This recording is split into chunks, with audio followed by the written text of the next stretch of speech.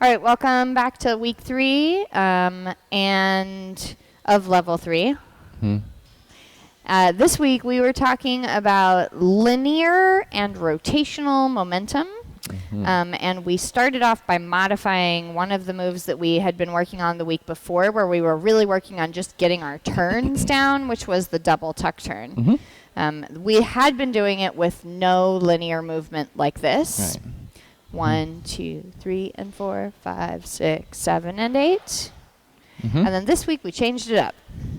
We wanted some momentum, and we decided that doing a tuck turn like boom, ba, boom, boom, boom, ba, da. By doing that forward rock, we got a lot of energy, and then we realized that because with that much energy, our tuck was enough to get us the turning. Right. So we're setting up our linear momentum first, and then we can add in the rotational momentum afterwards. But like if you're choosing a priority, like which one do I do? Do I emphasize the linear? Do I emphasize the rotation? If you really want your partner to move, emphasize that linear, and you can always add in the rotation later. Yep. And then we talked a little bit more about like setting up your rotational rock steps, and we put you into a kind of difficult situation to do that, which is right to right. Like in a traditional handhold, setting up like a linear rock step is a lot easier. So we put you in a kind of uncomfortable place for that, because this tends to we tend to think that we're always pushing a rotation here. Yeah. We're always asking. It's easy. It feels easy to ask for a rotation on this, and it is. So we were like, let's break that. Let's try to force a straight linear rock step here. So it looked like this. 1, 2, 3, and 4, 5, and 6.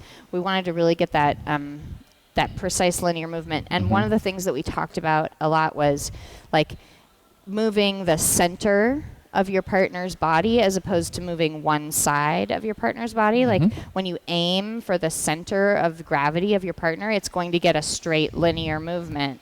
Whereas when you aim like right outside of one side of your partner's body, that's going to get a rotation because it's going to turn the body then that way. So yeah, and throughout all these, we wanted you to keep that handhold close to your partner's center, because there was a lot of like these type of things happening in class, and it's really not very productive. Right. So again, so we have the linear version, which looks like this. 1, 2, 3, and 4, 5, and 6. And then when we set it up as rotational, we really aim for that outside of that shoulder over here. And we set up a big rotation, and then we released. And that results in just like a turn in place, basically. So I think about Amanda has a really great frame, and I think about this being like a radius of from her center. And so when I'm asking to turn, I'm trying to turn like right on that radius. It makes it really easy for her to keep that frame, right? Let's get back a little bit here. So boom, wah, boom, ba-da. Yeah. And then we talked about how like you can set up a rotation and then let it go, but you can also set up a rotation and wind it up and then reverse it.